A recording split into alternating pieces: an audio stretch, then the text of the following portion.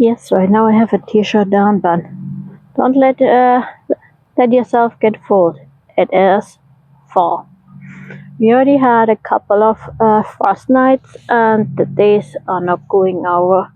Maybe low 70s anymore. All of a sudden, within a week, the maples started getting yellow and orange, which is nice, but it shows it's time to winterize the yard. Not all right now, but a little bit at a time. Till in about maybe 4 weeks, we could have real frost and snow, theoretically. Or it's like last winter and it's never gonna be cold. But you don't know, so start to get ready. Today's video is all about 10 things you need to prepare to get ready for the winter.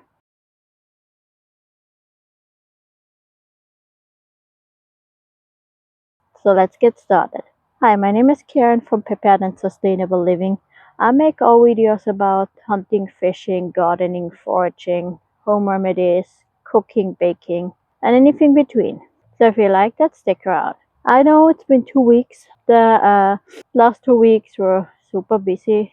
I had a bunch of exams in school. Additional to that, I need to get ready for next year. I finally be able to work for a year. And so much was going on, finishing up the garden and all that kind of stuff. So, but now we start hunting season. We are already excited to go pheasant hunting and deer hunting. There is a lot of holidays coming up, so a lot of baking. I do really want to also cook and bake some of the stuff, especially bake some of the stuff I grew up with back home in Europe. Try some new things out, and so stay tuned. There's a lot of exciting stuff coming up soon. But let's get started with the first thing we need to get ready for the winter. First things, we're getting rid of the leaves.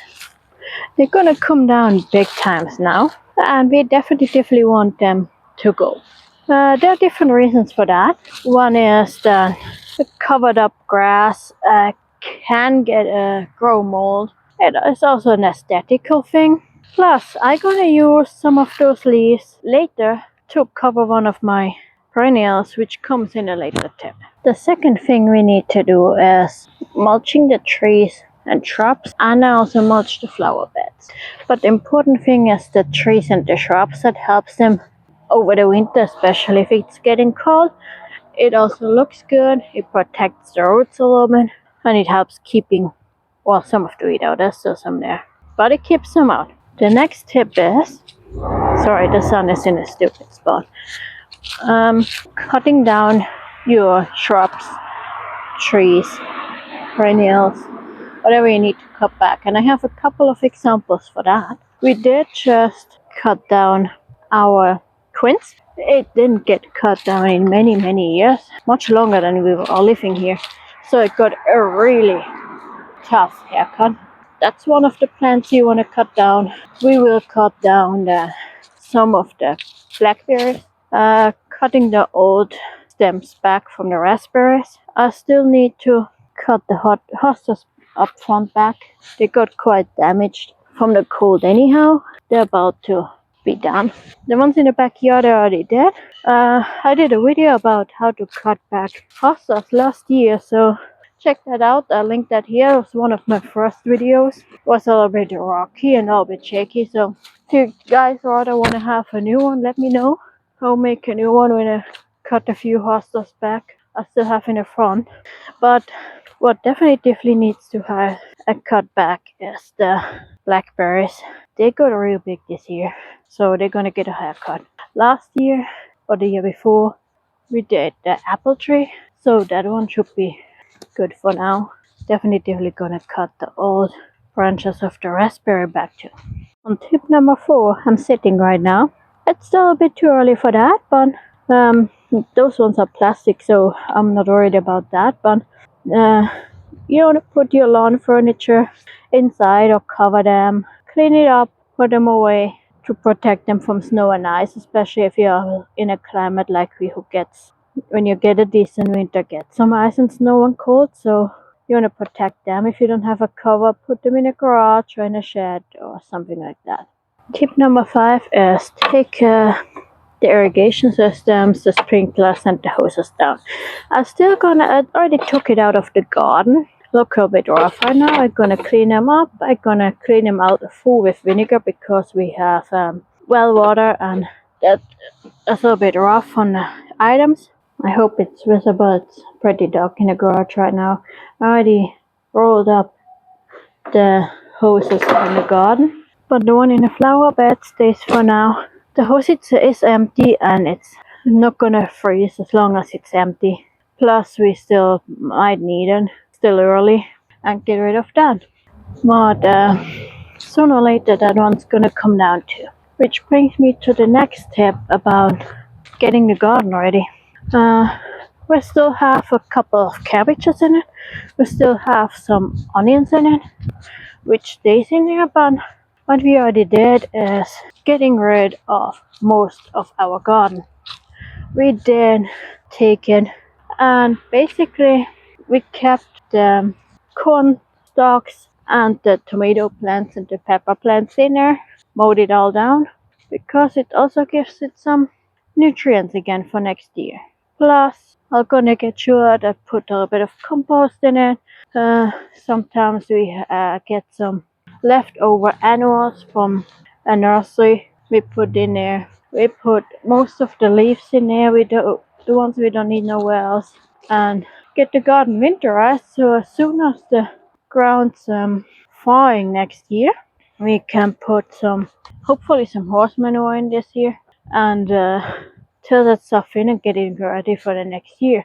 Plus, I'm about to go through our tomato cages I took down, have a look which ones are still in good shape and which one like this one are not. Means the colliers and the flowers that did really not good in the frost, which was to expect. The season is about over, they die back. The annuals here are gonna die back soon too.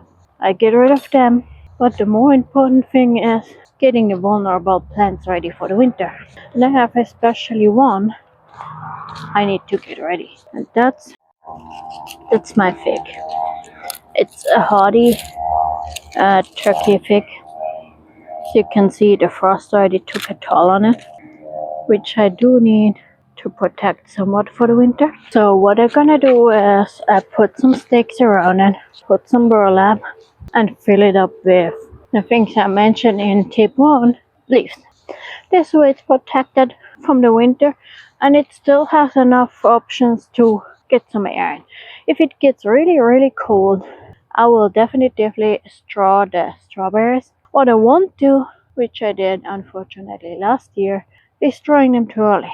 We had a surprising mild winter last year with warm weather and a lot of rain, and I guess I killed about 2/3 of the strawberries because the winter was not as I expected it to go, which means this year I'm gonna be a little bit more careful. Which brings me to the next step. We already did that a little bit involuntarily. Cleaning out and emptying the water features. Well, cleaning out still needs to be done, but the pump went out, so I had to shut it off anyhow and drain it. But for the winter, you wanna drain it out, clean it out. I still need to do that. Get it all cleaned up and ready so it doesn't freeze. Maybe cover it depending on the winter you have. If you have a pond or something, you can put a tennis ball in it so it doesn't completely freeze. It has some movement in the water. We don't have that, so all I'm gonna do is cleaning out the fountain and getting that ready for the winter. So it's all clean and nice for spring. What else I need to do before the winter really hits is putting a couple plants in the ground. Still have the grapes here. They're still fine, they're just getting dormant. They're still pliable. And we got some grasses. They were a gift. And they still need to go in the ground too, because if it's getting really cold, you don't want pots to freeze. So every plant you have in a pot, if you can take it inside when it's getting really cold, take it inside. If you cannot take it inside when it's that cold, put some burlap around it. Cover it a little bit for the frost. There's frost cloth, there is all kinds of things you can put around it. I luckily don't have plants in the pots that are not annuals, so I'm not really worried about that. But you want to take care of that, or putting it in your greenhouse if you have one. Even though we had night temperatures of 29 degrees, and we had in a greenhouse which is not finished and does not have a door yet, so the cold weather goes inside. 30 degrees at night. It got really, really warm again during the day. Right now, we have, even though it's fall and it's only in the low 70s, in the greenhouse it's still going over 90 degrees. For if you watch till the end, I want to give you some kind of a bonus. The next tip I have is winterize your lawn. Every year when it's getting close to getting really cold, before snow hits and it freezes too much, um, we cut the grass one more time. Cutting the grass for at the end of the season is beneficial for your lawn. Smaller grass is that's clean is not as likely to get mold or dying off. You can aerate the soil a little bit, but especially cut it short. The next tip I have, yep, I'm getting over 10. And the last tip I have, which is kind of voluntarily, not everybody does it, it's not a necessity, but we do get sure that we have our bird feeders up and filled for the winter.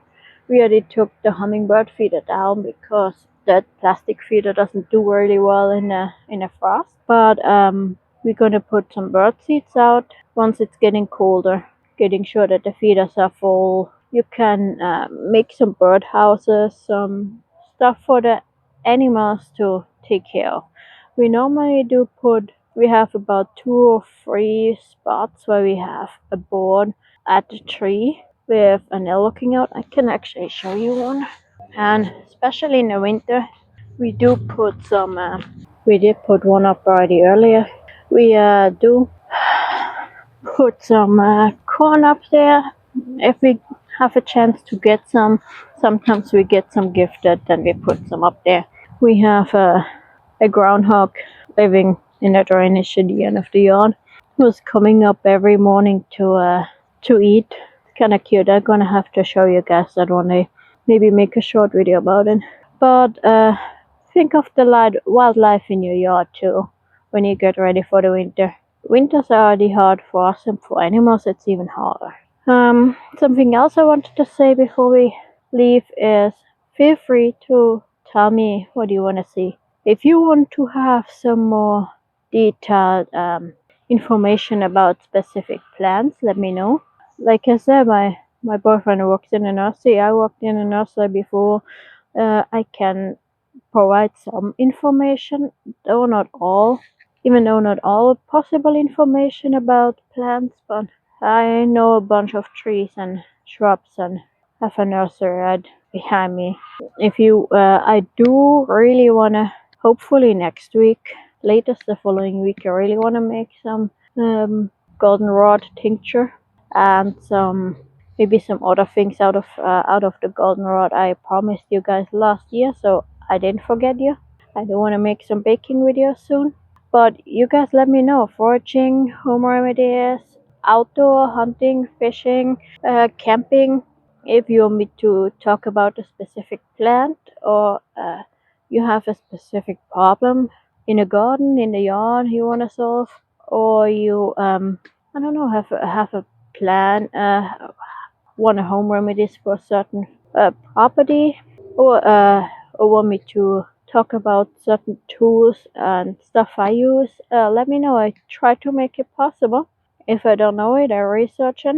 I have a degree in sustainable agriculture. I had soil management. I have a degree in field botany. I'm trying to help wherever I can, and I'm willing to do the research because if you have that problem, I might want to know the solution myself too. Counts for crafting, baking, whatever you can think of too. And that's all I have for you today. Thanks for watching.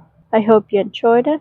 I hope there were some tips in that can help you. If you want some of those tips, you want me showing that, let me know. I normally don't do videos about Like I see on other YouTubers like, oh, today I make a video, go to the gas station. Oh, today I make a video, go to the grocery store. If I rake up my leaves in my yard, I'm not gonna make you watching that. But bring me ideas, as it is more than likely that I do those things myself anyway. I might just not have thought about making a video out of it because I thought nobody wanna see it. So let me know in the comments what do you wanna see, and I'll make it possible. Check out the video about cutting down back the hostas, and if you think you need to have a new video about it, let me know. I'm gonna still cut the hostas back in the front yard. I can make a video about that. Until the next time, stay prepared and sustainable.